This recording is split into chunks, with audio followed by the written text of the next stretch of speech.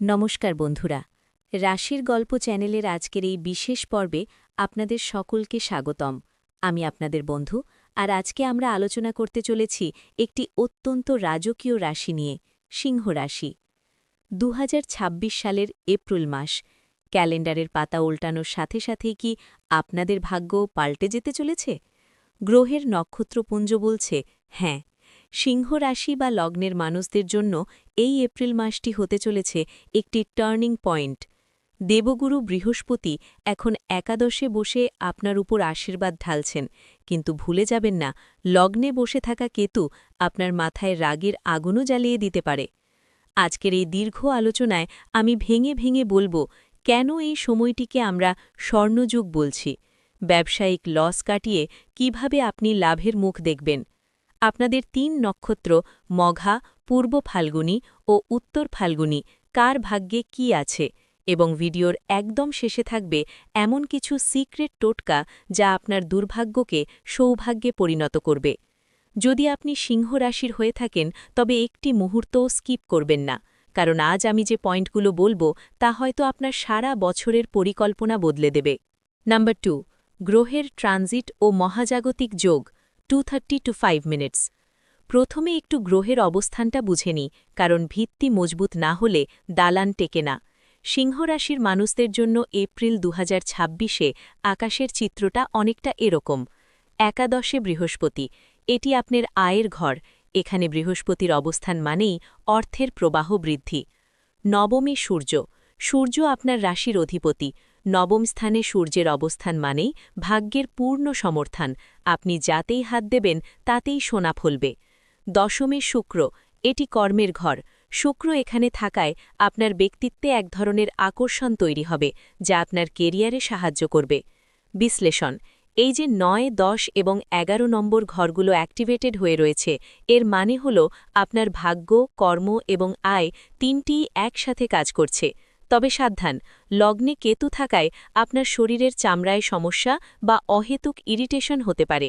মনে রাখবেন, সিংহ যেমন শিকার করার আগে নিজেকে শান্ত রাখে, আপনারও এই মাসে শান্ত থাকা খুব জরুরি। নাম্বার 3, কেরিয়ার ও ব্যবসা, উন্নতির শিখরে 5 মিনিটস টু 8:30 মিনিটস। এবার আসি কাজের কথায়। যারা দীর্ঘদিন ধরে ব্যবসায় লস খাচ্ছিলেন বা ভাবছিলেন ব্যবসা বন্ধ করে দেবেন, তাদের জন্য বলি থামুন। এই এপ্রিল মাস আপনার লড়াইয়ের শেষ নয়, বরং এক নতুন শুরুর মাস। নতুন উদ্যোগ, যদি আপনি নতুন কোনো ব্যবসা শুরু করতে চান, বিশেষ করে খাবারের ব্যবসা, ফুড ইন্ডাস্ট্রি বা কোনো সৃজনশীল কাজ, তবে মাসের শেষার্ধ আপনার জন্য গোল্ডেন টাইম। চাকরিজীবী বন্ধুদের জন্য, যারা প্রাইভেট সেক্টর বা মাল্টিন্যাশনাল কোম্পানিতে আছেন, তাদের পদোন্নতি বা স্যালারি ইনক্রিমেন্টের সম্ভাবনা প্রবল। আপনার কথা বলার ধরন এবং নেতৃত্ব দেওয়ার ক্ষমতা অফিসের বসের নজরে আসবে। সতর্কতা, তবে একটা কথা মাথায় রাখবেন, লটারি বা জুয়াতে টাকা নষ্ট করবেন না। ইউনিভার্স আপনাকে সুযোগ দিচ্ছে নিজের মেধা দিয়ে টাকা উপার্জন করার, ভাগ্যের ওপর ছেড়ে দিয়ে বসে থাকার জন্য নয়। দর্শকদের প্রশ্ন করুন, আপনারা কি নতুন কোনো ব্যবসা শুরু করার কথা ভাবছেন? কমেন্টে জানান, আমি উত্তর দেওয়ার চেষ্টা করব। নাম্বার 4, প্রেম, দাম্পত্য ও সন্তান ভাগ্য 8:30 to 11 মিনিটস। সিংহরাশির মানুষদের মধ্যে একটা তেজ থাকে, যার প্রভাব সম্পর্কেও পড়ে। সম্পর্ক, স্বামী স্ত্রীর মধ্যে যদি কোনো কারণে দীর্ঘদিনের দূরত্ব তৈরি হয়ে থাকে, তবে এই মাসে সেই বরফ গলতে শুরু করবে। একে অপরের প্রতি টান অনুভব করবেন। তবে তৃতীয় কোনো ব্যক্তি, হতে পারে কোনো বন্ধু বা আত্মীয়, তার কথায় কান দিয়ে নিজের সংসার নষ্ট করবেন না। সন্তান প্রাপ্তি, এটি এই মাসের সবথেকে পজিটিভ দিক। যারা নিঃসন্তান দম্পতি, যারা অনেক দিন ধরে চেষ্টা করছেন বা আইভিএফের মতো মেডিকেল সাহায্য নিচ্ছেন, এপ্রিল মাস তাদের কোল আলো করে সুখবর আনতে পারে। বিয়ে, যারা সিঙ্গেল আছেন, তাদের বিয়ের কথাবার্তা পাকা হওয়ার চূড়ান্ত যোগ রয়েছে।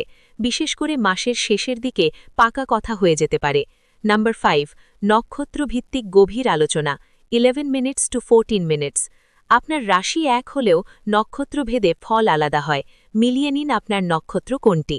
নাম্বার 1, মঘা নক্ষত্র। আপনাদের জন্য এই মাসটি উপহারের মাস। কর্মক্ষেত্রে আপনার সম্মান বাড়বে। বাবার স্বাস্থ্য নিয়ে সচেতন থাকুন, কিন্তু বাবার মাধ্যমে কোনো আর্থিক সুবিধা আপনি পেতে পারেন। নাম্বার 2, পূর্ব ফাল্গুনী।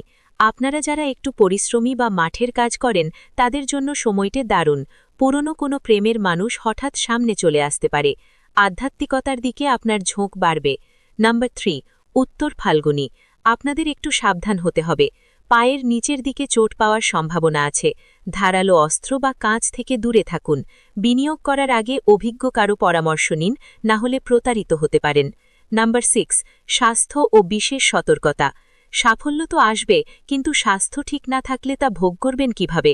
নাম্বার 1, এপ্রিলের 19 থেকে 27 তারিখ। এই সময়টা একটু চ্যালেঞ্জিং। আপনার রাগ বেড়ে যেতে পারে, ফলে প্রেশার বাড়ার সম্ভাবনা আছে। নাম্বার 2, অ্যালার্জি ও ডাস্ট। ধুলোবালি থেকে দূরে থাকুন। অ্যাজমা বা শ্বাসকষ্টের সমস্যা যাদের আছে তারা ইনহেলার বা ওষুধ সাথে রাখুন। নাম্বার 3, গ্যাজেট সাবধান। হাত থেকে মোবাইল পড়ে ডিসপ্লে ভেঙে যেতে পারে। আপনার গুরুত্বপূর্ণ পাসওয়ার্ড বা ডেটা ব্যাকআপ রাখুন। হুট করে ইলেকট্রনিক জিনিসের পেছনে বড় খরচ হয়ে যেতে পারে। নাম্বার 7, অব্যর্থ প্রতিকার ও শেষ কথা। ভিডিওর শেষে যেমনটা কথা দিয়েছিলাম, এবার দিচ্ছি কিছু বিশেষ টোটকা। নাম্বার 1, হলুদ ও মধু। প্রতিদিন সকালে 1 চিমটি কাঁচা হলুদ আর মধু মিশিয়ে খান। এটি আপনার শরীরের নেগেটিভ শক্তি দূর করবে। নাম্বার 2, পোষ্য সেবা। যদি বাড়িতে কুকুর বা বিড়াল থাকে, তাদের সেবা করুন। রাস্তার কুকুরকে অন্তত একদিন সাদা কোনো খাবার খাওয়ান। নাম্বার 3, শিব সাধনা। এপ্রিল মাসটি যেহেতু একটু টালমাটাল হতে পারে মানসিক দিক থেকে, তাই রোজ সকালে শিব তাণ্ডব স্তোত্র শুনুন বা পাঠ করুন। এটি আপনার মনের তেজ নিয়ন্ত্রণ করবে। বন্ধুরা, সিংহ রাশির মানুষরা কখনোই হেলে যাওয়ার জন্য জন্মায়নি। এই এপ্রিল মাস আপনার ধৈর্যের পরীক্ষা নেবে, আর শেষে সাফল্যের মুকুট আপনার মাথায় পড়াবে। ভিডিওটি কেমন লাগলো? যদি আপনার সাথে মিলে যায় তবে অবশ্যই লাইক দিন, আর চ্যানেলে নতুন হলে সাবস্ক্রাইব করতে ভুলবেন না। কমেন্টে নিজের মনের কথা লিখুন এবং অবশ্যই লিখুন হর হর মহাদেব। আজ এই পর্যন্তই, দেখা হবে পরের ভিডিওতে। নমস্কার।